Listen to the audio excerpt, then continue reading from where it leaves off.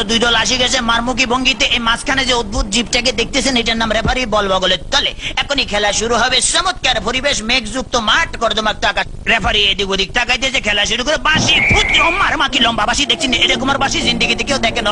খেলা শুরু হয়ে গেছে, রেফারি বল সারা তো তারা চাইছে, বল লই তারা ধুচ্ছে না, সামনে কোনো বল নাই, একজন আরেকজনের পিছিয়ে ধরতে আর খালি লাত্তি মারতে আছে। কি সুন্দর শারীরিক ক্ষমতা দেখছেন, খালি কাটতে চিতে ভরে।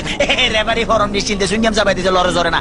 এবার আবার বল বানায় সুইংগাম দিয়ে বাচ্চে, বল সুইংগামের লগে আটকে গেছে, বল আর ছোটে না। এতে কয়ে কি কাম করলাম, রেফারি মুখের ভিতরে বল মারি দিয়ে, এটা তো গোল পোস্ট না, তবু মারি যে বল ছুটে না, ছুটে গেছে বল, মারলো কই মারলো আল্লাহ মালো, একজনে পাইছে। আমা একই আলামত দেখছেন নি, বুড়ের লাগে সিঙ্গেম লাগছে, সিঙ্গেম লাগে বল লাগছে, তেমন বল ছড়ে দেয় না। কি করবো, তাৎক্ষণিক ভাবে ডিসিশন চিন্তা করেছে, দৌড়ে রেফারিকে দৌড়াচ্ছে, রেফারি দৌড়ে হেঁটে দৌড়ে, রেফারি দৌড়ে হেঁটে দৌড়ে, এই দৌড়াইতেছে আমার রেফারি কাটতে পড়ে গেছে। কি মজা লাগলো, ঠিকই দিছি। আমি এবার উত্তেজিত হয়ে যেত, ডোন্ট মাইন্ড।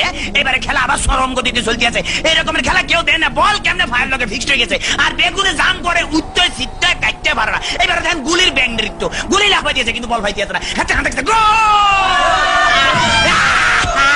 ম্যাডাম দেখছি কি খেলা দেয়, আমার ম্যাডাম আর মারিয়ে নামে খেলা দেন না, মার মার মার মারছে, দেখছি হ্যাক মারে দিছে, কিরকম ওরে মাগরে বল তোর পিছনে এখন গোলে যাবে, তাড়াতাড়ি ওরে পিছনে ব্যাপো তারা দেখ।